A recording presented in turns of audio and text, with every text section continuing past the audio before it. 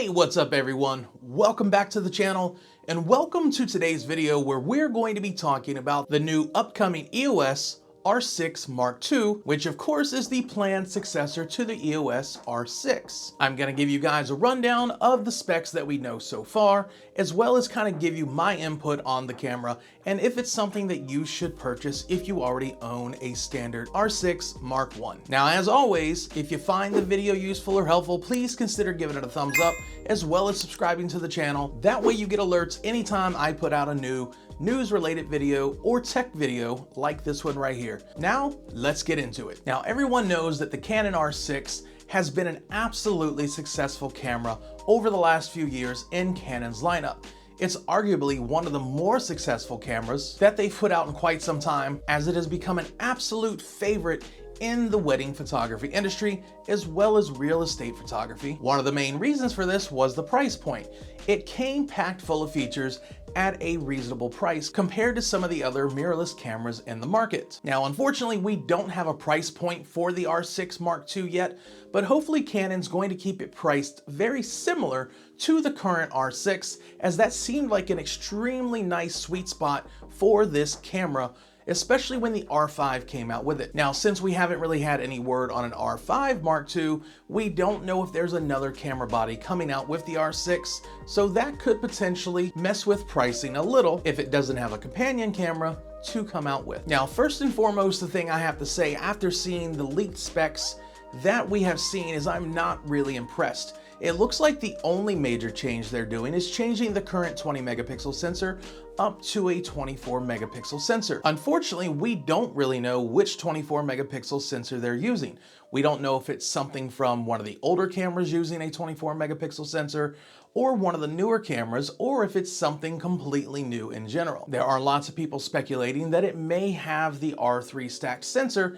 However, a good majority of us, myself included, do not believe that. I can't imagine that they're going to put a stacked sensor into the R6 when that looks like a feature that's probably going to be geared more towards something like the R3 that it's already in and the R1 that's coming out in the future. It may also be something we might see in the upcoming R5 Mark II if that ends up getting announced at any point in the next year. Now, as far as other specs go that we plan to see on the R6 Mark II is going to be the dual pixel RAW that did come with the R5 but not the R6. And this is a feature that, I'll be honest with you, I have the R5 and I've not really used it much photography wise.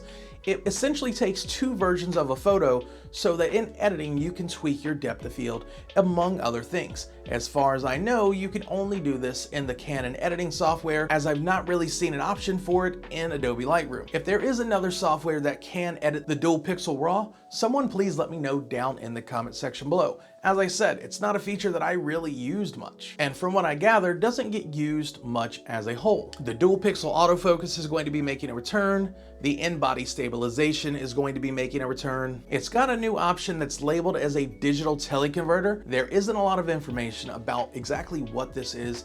There's a lot of speculation that if you're using lenses like the RFS or cropped sensor lenses on the RF, that it will automatically do some type of digital zoom correction and possibly still maintain the 24 megapixels that a camera using a crop lens typically wouldn't do. But again, that's just speculation at the moment. So until we get further information on exactly what this is, that's about the best explanation we've got so far. My big concern is that this is going to be what's considered a buzzword feature that doesn't really offer a lot to anyone and ends up just being extremely gimmicky and not really as usable as it could be. But it's something that they can throw out there and say, hey, we added this to the list of things this camera can do, so that it looks like it does like all these awesome things, when in reality, it's not really useful at all. But we're gonna have to wait and see on that one. Now, we've got the 12 FPS mechanical shutter, burst speed returning, 4K 30 is going to be uncropped, 4K 60 will still have the same 1.1 crop that the standard R6 did have. So nothing's changing there, even though we are changing to a new sensor. As far as video recording goes, it's gonna have Canon Log 3 out the gate, which at this point, every Canon camera coming out should have Canon Log 3 built into the body and shouldn't have to be given via an update like some of the previous cameras have gotten over the last few years. They have it listed that it's going to have RFS lens support, which again goes back to the digital teleconverter, which as of right now, all the RF lenses can use the RFS lenses. You just have to put your camera in crop mode in order to do so. And one of the big returning features that seems to be a kind of a sore spot for people is the dual SD card slot. I think a lot of people were expecting something more along the lines of the R5, where you get an SD card slot as well as a CF Express slot. But playing devil's advocate on that, if you're not doing 8K recording and it doesn't have 20+ burst speed shooting, there may not really be a need for the CF Express card slot, and it does enable Canon to keep the cost of this Mark II reduced. Now, with all that being said, what do I think about the Canon R6 Mark II? If you clicked on the video, you saw the thumbnail. This to me is more like the Canon R6 Mark I.5. It's not really a super big upgrade. Now, it's not as bad as when the Canon M50 Mark II came out, and literally every change on the Mark II could have probably been done via firmware on the Canon M50, and no mechanical hardware was changed whatsoever between those two cameras. We are getting some slight mechanical upgrades on the Canon R6 Mark II, but not really much of anything of note other than the 24 megapixel sensor. If you already own a Canon R6, it's probably not going to make sense for you to upgrade to the Mark II. You're not going to really gain that much more camera.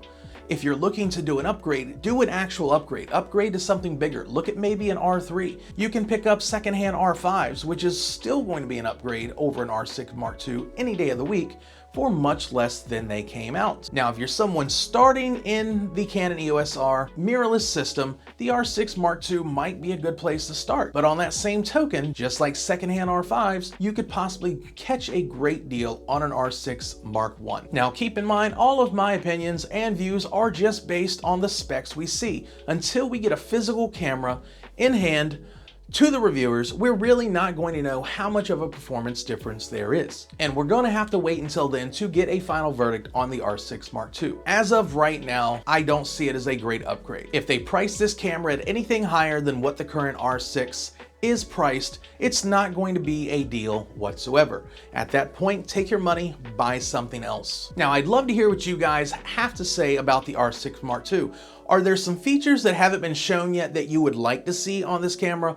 Also, let me know how you feel about the current feature list as a whole, and if it's something that you think you're going to upgrade to. And if you're not going to upgrade to it, let me know why you think we shouldn't upgrade to it. All right, guys. Thanks again for watching the video, visiting the channel. As always, please don't forget to like the video and hit that subscribe button if you want to see more videos on tech and camera related news, reviews, and how-tos. And with that being said, until next time.